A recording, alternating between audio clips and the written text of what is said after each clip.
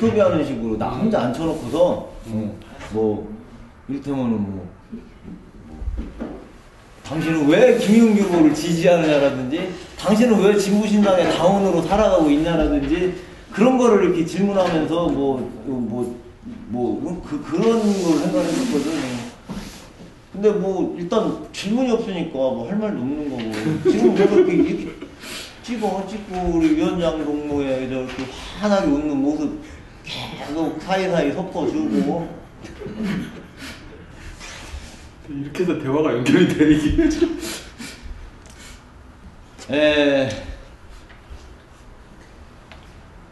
오늘의 참 대화가 참 우리 진보신당의 앞날만큼이나 참 막막하게 그지 없네요. 있잖아요. 왜 출마하냐? 왜 정치 시작했냐? 이런 얘기 물어보면 20대 성공을 얘기해. 또 어디서 인터넷 어디서 봤더만 우리나라 페이스북이나 어디서 봤나? 왜 이렇게 한국에는 여관이 많은가? 독일 여자인가? 한국 남자 유학온 남자 따라서 일로 결혼해서 온 독일 여자인가 누가 이렇게 쓴 건데 한겨레 신문인가 어딘가 이렇게 올라온 거구나. 한국 사람들이 그 러브호텔 그러는데 한국 사람들이 유난히 불륜을 많이 하고 이 혼외 정사가 많아서 이 대한민국에 여관이 많은 게 아니라 대한민국에 있는 애들은 젊은 애들은 여관 말고서는 할 데가 없다 이거야.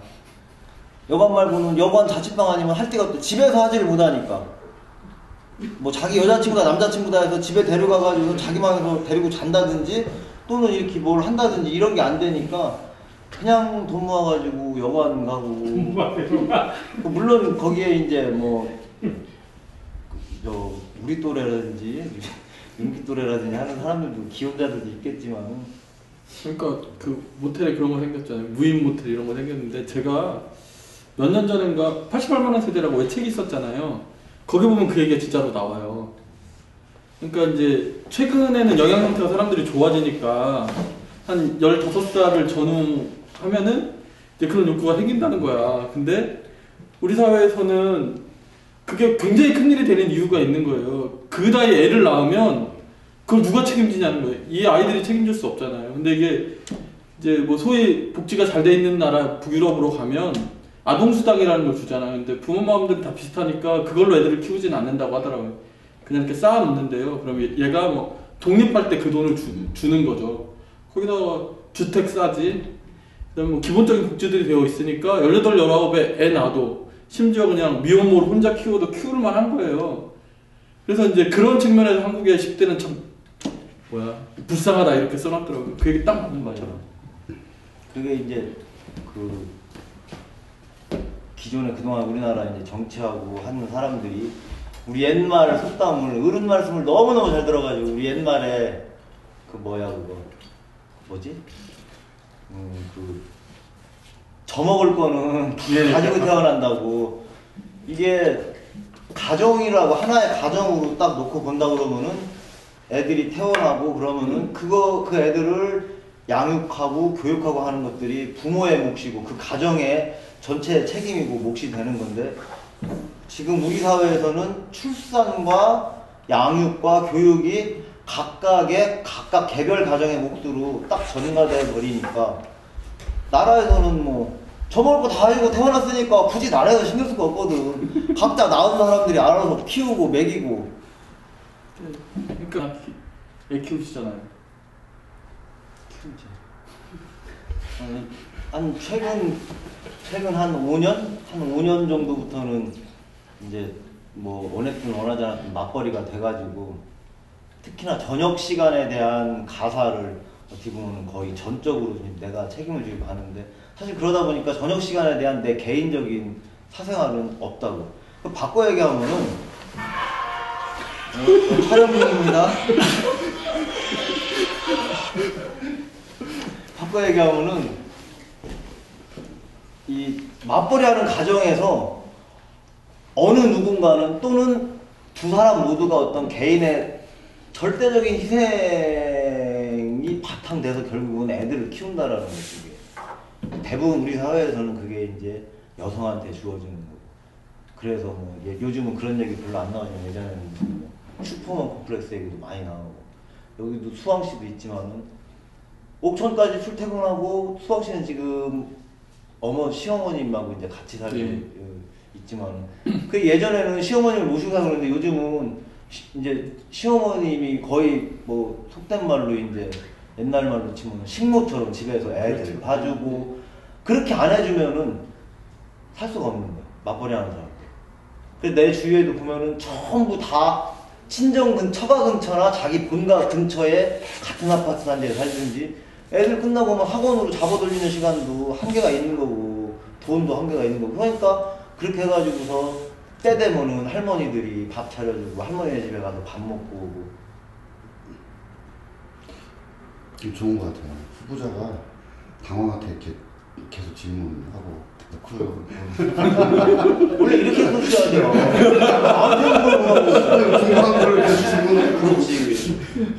그러면서 이렇게 역시 우리 후보자님이 위원장님이 제가 예전에 살던 데가 시립 어린이집 바로 앞이었거든요. 아침에 한 7시 반쯤 되면 그 소위 맞벌이하는 부부들이 애 데리러 다 주로 이렇게 다 오는 거죠. 그러면은 좀 시끄럽지 사실. 시끄럽고 그 앞에다가 이제 주차할 때도 없고 이러니까 어쨌든 그런데 거기가 되게 싸더라고요. 싸가지고 뭐 몇백 명씩 줄 서 있는 동네라고 하더라고요. 근데 뭐 사실 이제 별로 없으니까요. 그런데 별로 없고. 근데 이제 우리나라 보육정책 보면 이번 최근에도 그렇지만 이게 무슨 예전에 왜 북한 집단 수용해서 애들 키운다고 뭐라 했잖아요. 근데 이번에 나온 보육정책이 딱 그래요.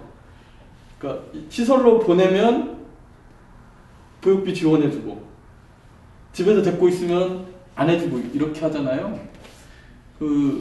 그래서 저는 어쨌든 이게 아직 안 키워봐서 잘 모르겠는데 애들 집에서 이렇게 데리고 키우시잖아요. 그러면 그 이제 학교나 뭐 보육시설 가기 전에 언제까지 뭐 이렇게 데리고 있는 게 좋은지 뭐 그런 얘기도 좀 해보시죠.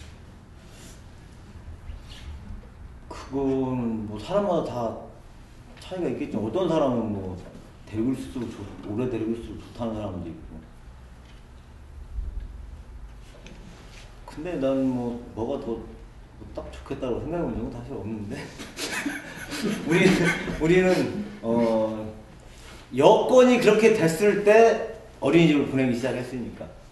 여건이 그렇게 됐을 때 여건이 그렇게 됐을 때라는 거는 엄마 아빠가 집에서 애들을 돌볼 수 있는 여건이 이제 되지 않았을 때부터 애들이 어린이집을 다니기 시작했지. 그래가지고서 우리 작은 애 같은 경우는 3살 때부터 어린이집을 갔었는데 3살 때 그 어린이집에서 걔가 제일 애기였었죠.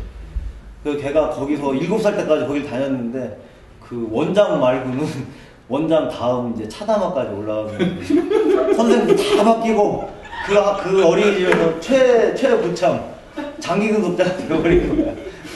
3살 때부터 계속 다니니까. 그러고선 하여튼 오래 다니다 보니까 이쁨도 많이 받고 그랬는데 우리는 사실은 마음이 많이 아팠지. 3살이니까 진짜 기저귀 차고 가는 거니까 좀 여건이 그렇지 않으면은 안 보여질 텐데